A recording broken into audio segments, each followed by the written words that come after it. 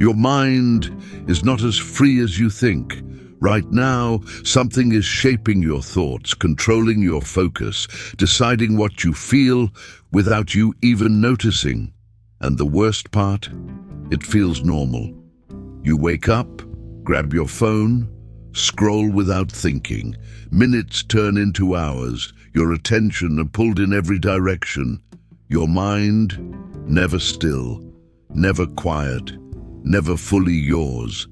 And you don't question it, because everyone else is doing the same. But here's the truth. This is not случайность. It's design. Your mind is being trained, conditioned, hijacked. Seneca once warned, "We are more often frightened than hurt, and we suffer more in imagination than in reality." But today, it goes deeper than that. You're not just reacting to life. You're reacting to what you're being fed, constantly, silently, relentlessly. So let me ask you something. When was the last time you sat in silence, without reaching for something? No screen, no distraction, just you and your own mind. If that feels uncomfortable, then something is wrong, not with the world, but with control. And until you see it, you can't change it.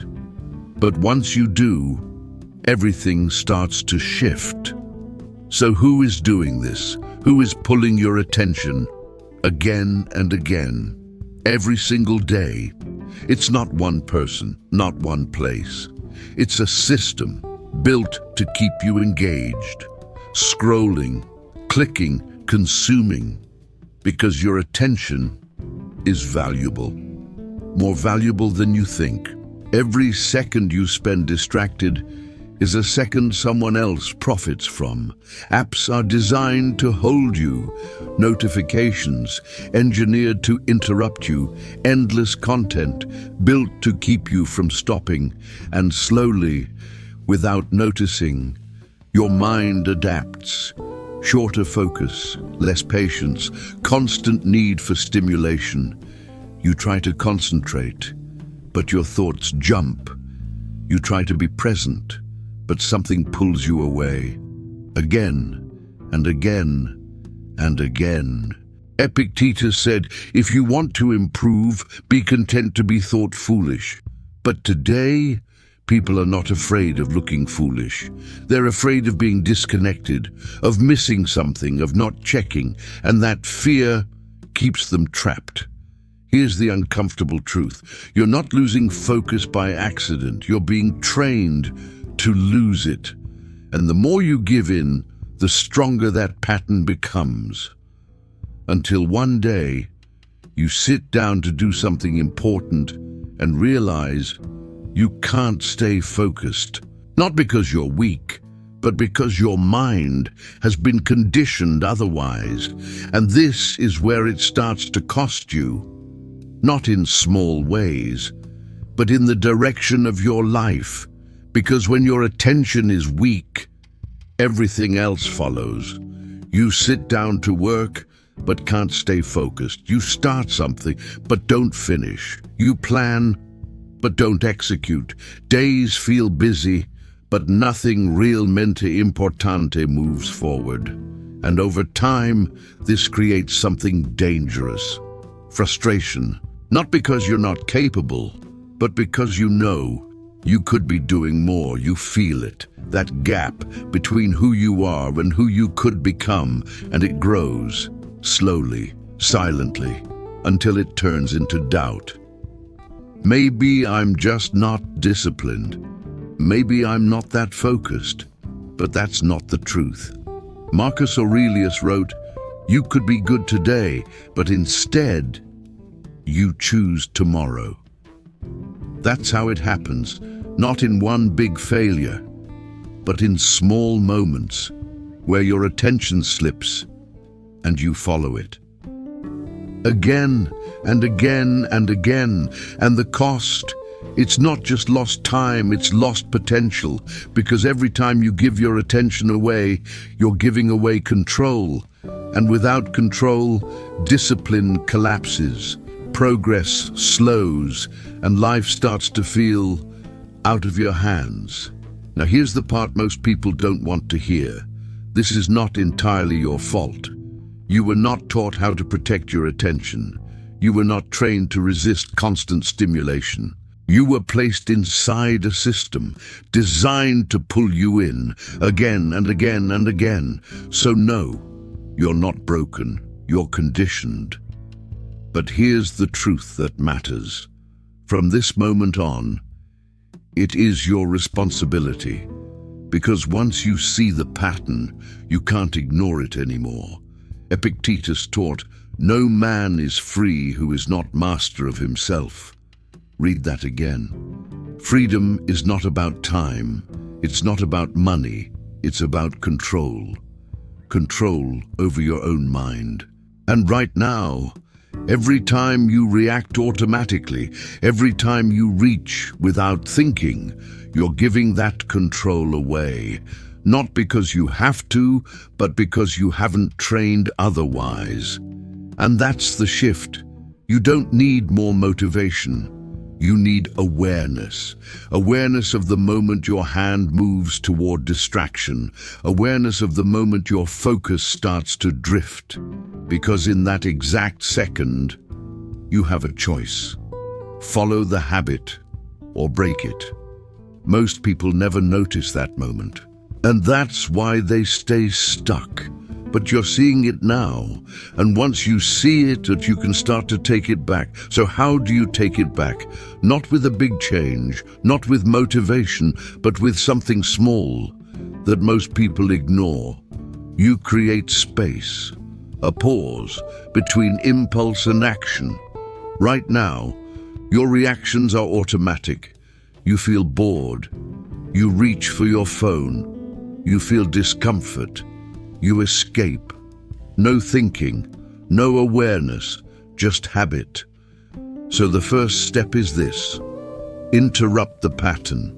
The next time you feel the urge, don't act immediately. Wait, just a few seconds. Observe it, feel it, the discomfort, the restlessness, the need to react, and stay there, without moving. Marcus Aurelius wrote, "You have power over your mind, not outside events." This is that power, not something big, not something dramatic, just a moment of control. And at first, it will feel uncomfortable, because your mind is used to escape, used to constant stimulation. But every time you pause, you weaken that pattern.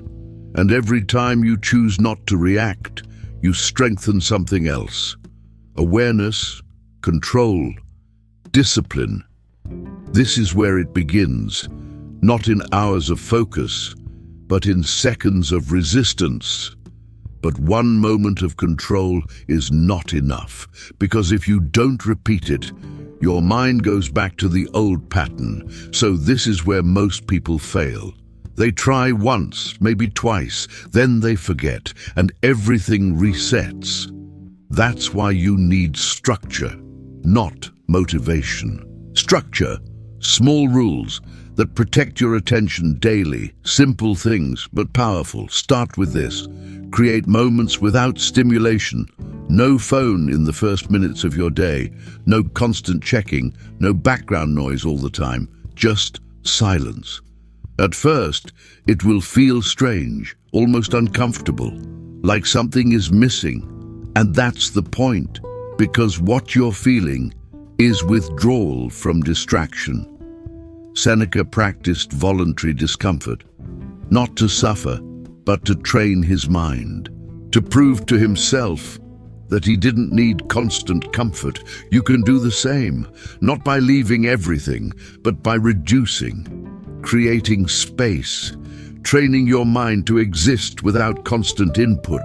And the more you do this, the calmer your mind becomes, the clearer your thoughts get, the stronger your focus feels. Because now, you're not reacting all the time, you're choosing. And that changes everything. And if you're still here, that already says something about you. Most people wouldn't be. They would switch videos, check notifications, look for something easier, faster, more stimulating, but you didn't. And that matters, because discipline starts with small decisions like this: staying, paying attention, choosing not to escape, even when it's easier to. Epictetus said, "How long are you going to wait before you demand the best for yourself?" Think about that. Not tomorrow, not someday, now, right here, because every moment you stay aware, you're already taking your mind back. And if this is making you see things differently, good. That means you're waking up. Keep going, because what comes next is where most people lose control completely. Now let's go deeper, because distraction is not the real enemy, it's just the surface. The real problem is what's happening inside your mind, your thoughts, constant, automatic, uncontrolled. You don't choose most of them, they just appear, pulling your attention, changing your mood, shaping your decisions. And if you don't notice them, you follow them, without question, without resistance. Marcus Aurelius wrote, "The happiness of your life depends upon the quality of your thoughts." Read that carefully. Your life is shaped from the inside out. So if your thoughts are scattered, reactive, impulsive, your actions will be too. And that's why people feel stuck, not because they lack discipline, but because they never trained their mind. They let every thought in, every impulse, every distraction, as if it deserved attention. But it doesn't. Not every thought is true. Not every impulse deserves action. And this is the shift. You stop identifying with everything you think.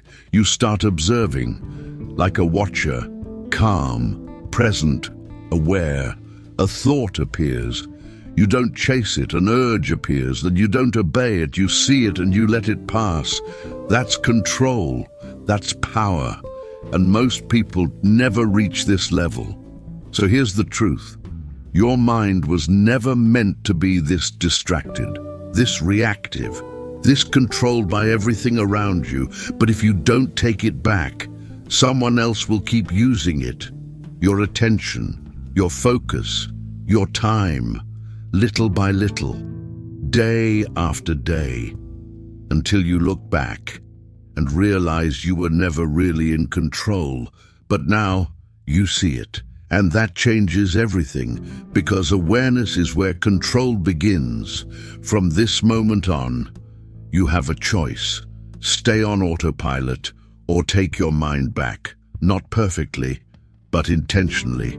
One pause, one decision, one moment at a time.